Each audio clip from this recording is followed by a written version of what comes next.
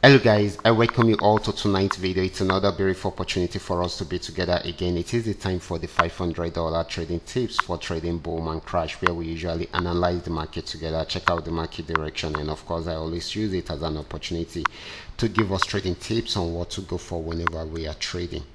So if you are joining me for the first time, I welcome you all to Qora Digital Cash. This is a platform which I used to share with you my ideas on how you can make some cool cash for yourself online, most especially within the Forex niche. All you need to do is just for you to take some time to browse through the channel, watch my training videos, make sure you understand every part of the opportunities shared in my videos, do your own personal practice so that you can perfect it very well before trying it out on your real account. And if you love my videos, can you give me thumbs up and share with families and friends?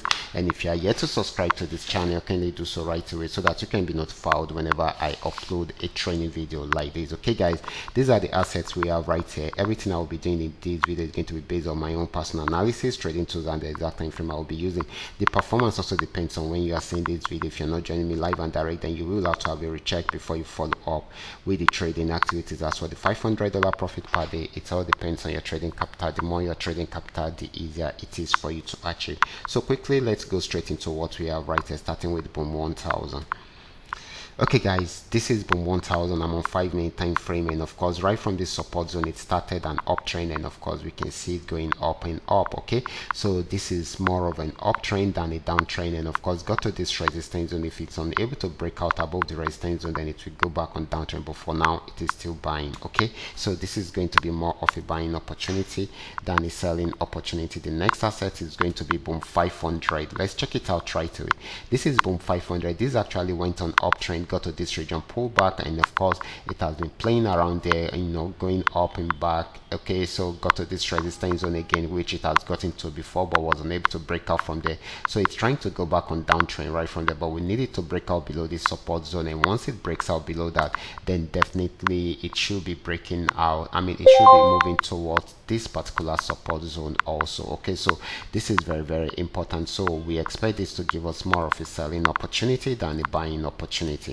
So the next asset is going to be crash 1000. This is crash 1000. Crash 1000 right from this support zone went back on uptrend till it got to this resistance zone. Right from there it was unable to go further, so it started selling right from there, and of course got back to this support zone. Okay, and it has not been able to break out below it, so it's trying to go back up, but here is the resistance zone that it needs to break. Once it breaks it, then it's going to buy more, but for now it is still buying. Okay, so the next asset is going to be crash 500. Let's check it out right away. This is crash 500. It has been on a very strong uptrend, and of course you can see it buying and buying, and it is still buying until it is unable to break out above the next resistance zone. So this is still more of a buying opportunity than a selling opportunity.